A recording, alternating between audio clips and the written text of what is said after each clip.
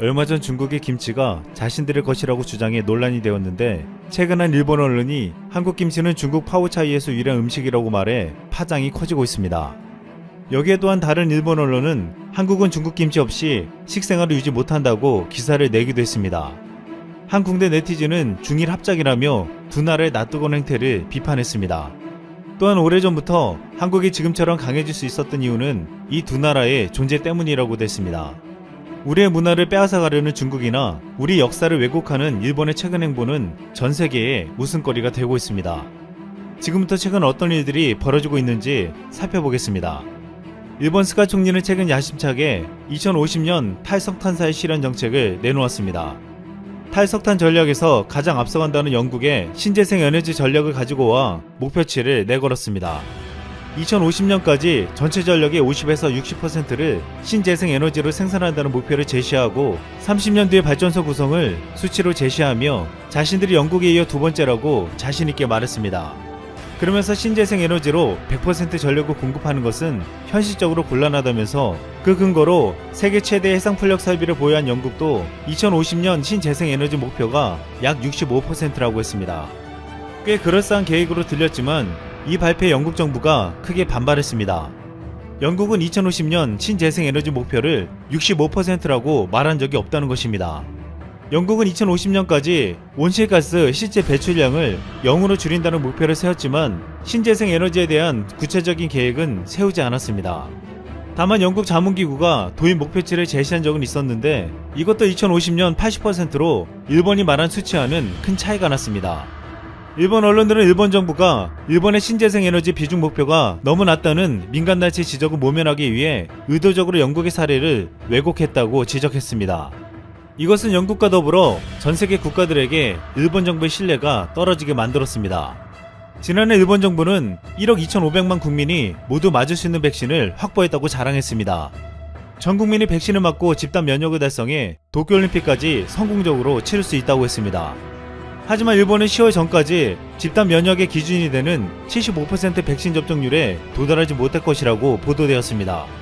영국 의학시장 조사업체 에어피니티의 한센 대표는 일본이 백신 접종 게임에 꽤 늦은 것 같다면서 일본은 미국산 백신을 의존하고 있는데 현재로선 일본이 많은 양의 백신을 얻을 가능성이 거의 없어 보인다고 말했습니다. 일본의 초기 접종 계획이 화이자 백신에 의존하고 있는데 화이자가 백신 개발에 지원한 미 연방정부의 백신을 우선 공급하기로 했기에 일본의 백신 공급이 차질을 빚을 수 있다는 것입니다. 그런데 이렇게 일본의 백신 보급이 제때 되지 않아 결국 올림픽을 포기한다는 말까지 나오자 미국 플로리다주에서 놀라운 폭탄 발표를 던졌습니다.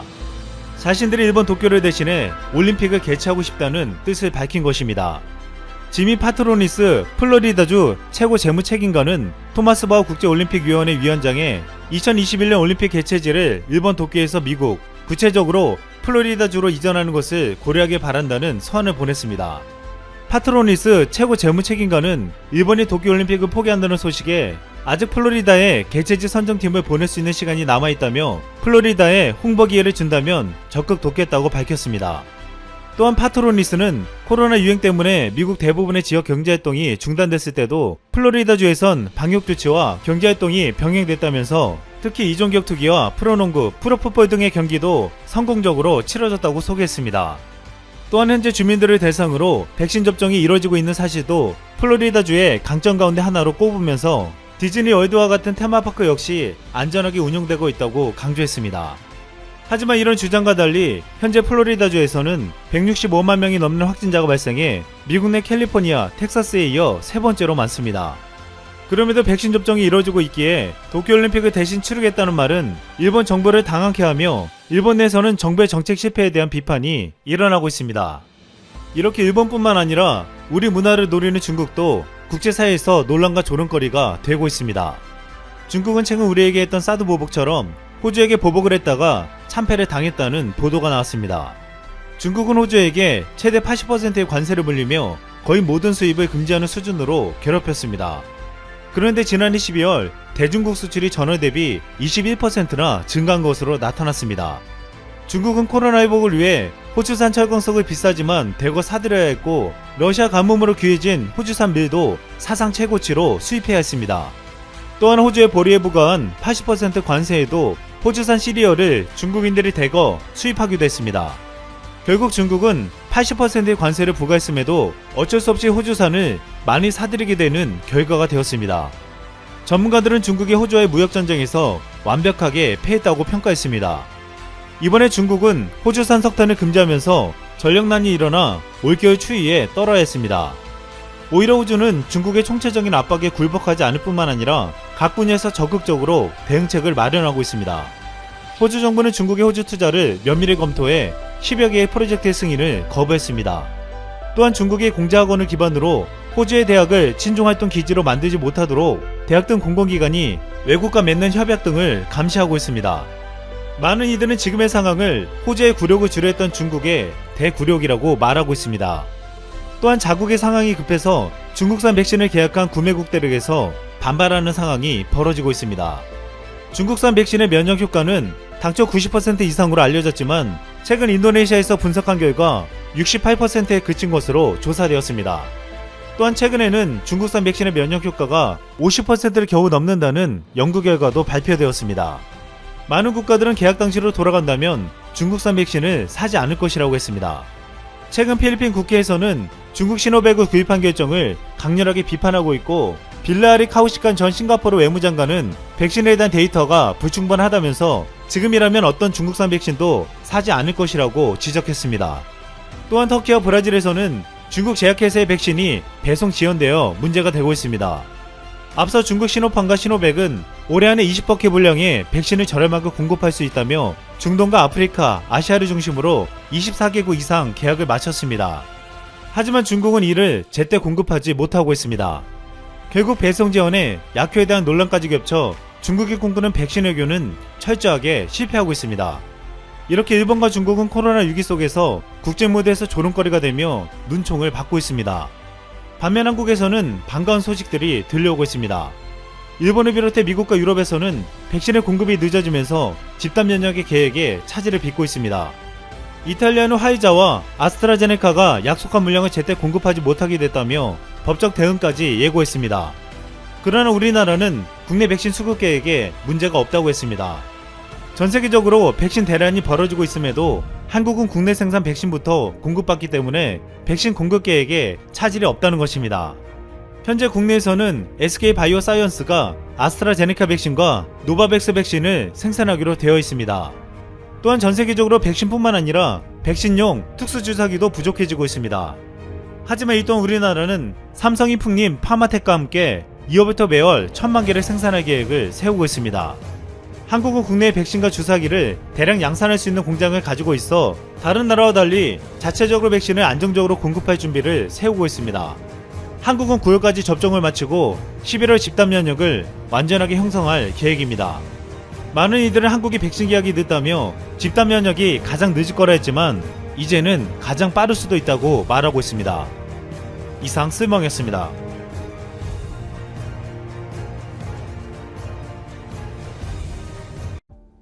매일 새롭고 다양한 세계 뉴스를 전해드리는 푸시뉴스입니다.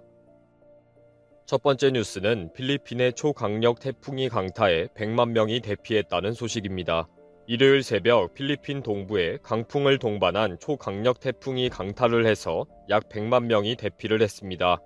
태풍 고니는 최대 풍속 시속 225km의 강풍을 타고 1일 카탄두아네스 섬을 강타 후 수도 마닐라가 있는 루손 섬으로 가고 있습니다. 필리핀 기상청은 홍수, 산사태, 퇴적물 유입들이 있을 것이라며 앞으로 12시간 이내에 치명적인 강풍과 집중호우까지 나타날 것이라고 했습니다. 이번 태풍 고니는 6,000명 이상의 사망자를 낸 2013년 슈퍼태풍 하이안 이후로 필리핀에 상륙한 태풍 중에서 가장 강력할 것으로 보고 있습니다. 태풍 피해가 예상되는 지역의 민방위 대변인은 태풍으로 많은 사람들이 대피를 해야 하는데 C19 때문에 현 시점에서는 많은 사람들을 함께 대피시키는 방법이 힘들다 라고 말했습니다. 그러면서 필리핀 정부는 구호물자, 중장비, 개인 보호 장비를 필요한 지역으로 이송 중이지만 몇몇 지역은 이미 C19로 인해 재난 대비 자금이 고갈되고 구호물자도 많이 소비되어 걱정이라고 했습니다. 필리핀은 폭풍과 태풍이 1년 평균 20회 정도 지나가는 길목에 자리 잡고 있습니다. 이미 지난주에는 앞선 태풍 몰라브가 고니가 상륙한 동일한 지역을 강타해 약 22명이 사망했습니다. 지리적인 위치가 두고두고 불행한 국가이네요. 두 번째 뉴스는 인도에서 의사에게 알라딘의 램프를 사게 한 혐의로 남성 2명이 체포되는 상황이 발생했다는 소식입니다. 범인들은 이 말도 안 되는 사기극을 성공하기 위해서 아라비안 나이트의 이야기와 일치하도록 램프에서 나오는 영혼 지니를 떠올리는 연극까지 했다고 인도 언론은 보도했습니다.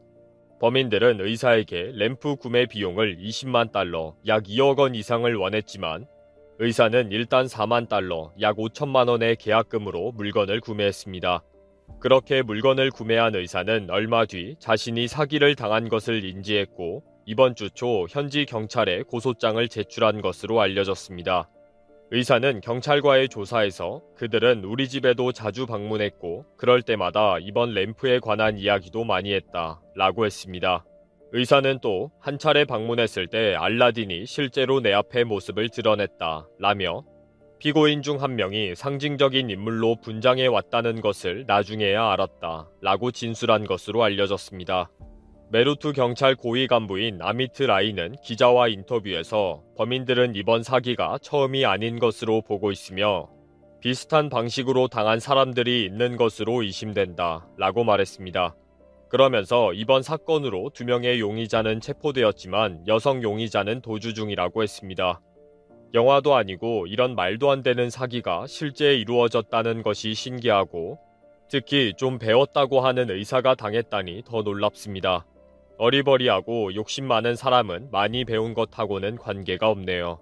세 번째 뉴스는 뉴욕 경찰이 400명에 육박하는 참석자가 몰렸던 뉴욕의 한 할로윈 파티를 폐쇄하고 파티를 주최한 9명에 대해 경범죄와 건강 위반의 혐의로 기소했다는 소식입니다.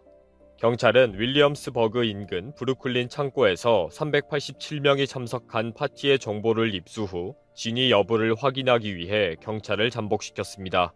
잠복 과정에서 창고의 문이 열릴 때마다 음악 소리가 들리고 150명 정도의 할로윈 복장을 한 사람들이 창고에 들어가는 것을 확인 후 그곳에 출동해 파티가 열리고 있는 창고를 폐쇄했다고 했습니다. 경찰들이 도착했을 당시 일부 사람들은 마스크를 쓰지 않은 채 좁은 공간에 빽빽하게 모여 있었다고 합니다. 경찰은 이번 사건으로 기소된 이들은 정부와 뉴욕시에서 발령한 비상사태 명령을 무시했다고 했습니다. 일부 파티 참석자들은 체포 과정에서 경찰에게 저항을 하고 무질서한 행동을 했다고 했습니다. 이번 사건으로 뉴욕시장은 모든 뉴욕 시민들이 정부의 명령을 지켰으면 좋겠다. 그리고 휴일 동안 주 밖으로 여행하지 말고 감염률이 높은 주에도 방문하지 않았으면 좋겠다 라고 말했습니다. 그리고 마지막으로 사람들이 다른 사람들을 위해 노력하지 않은 모습이 안타깝다고 말했습니다. 최근 C19에 안 걸린다고 큰소리치다가 불행한 일을 당한 사람들이 후회하면서 마지막 말을 남기는 일도 많았는데 그런 뉴스는 아예 보지도 않나 봅니다. 마지막 뉴스는 일본 도쿠시마 현립중앙병원에서 주치의의 실수로 70대 남성 환자가 폐암 말기가 되었다는 소식입니다. 남성은 작년 6월 병원에서 수술을 받았고 수술 후 검사를 위해 CT 촬영을 했습니다. 그 과정에서 CT 촬영의 검사 화상을 본 방사선과 의사는 환자가 폐암일지 모른다는 의심을 했고 자신의 소견을 진료카드에 적어 환자 주치의에게 전달했지만 주치의는 그것을 확인하지 않았고 환자를 치료할 수 있는 첫 번째 기회를 놓쳤습니다. 그리고 12월에 다시 한번 검사를 위해 CT 촬영을 했고 이번에도 의사는 주치의에게 환자의 상태를 기재해 전달했습니다. 하지만 이번에도 주치의는 이것을 보지 않았습니다. 그렇게 남성은 폐암이 뇌까지 전이되어서야 주치의에게 폐암 판정을 받을 수 있었습니다.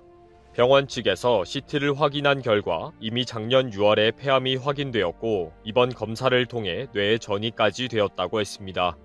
환자는 이미 팔에 힘이 없어 들지도 못하고 다른 증상도 많이 있었다고 했습니다.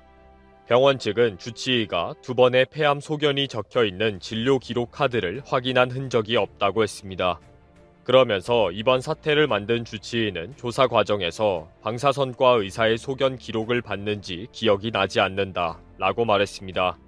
분명하고 확실한 의료사고에 대한 책임은 분명히 지게 해야 합니다. 자기 목숨은 귀하고 환자의 목숨은 소중하게 생각하지 않는 무신경과 경솔은 정말 나쁜 것이니까요. 오늘 소식은 여기까지입니다. 항상 새로운 소식으로 찾아오겠습니다. 구독과 좋아요 부탁드립니다. 감사합니다.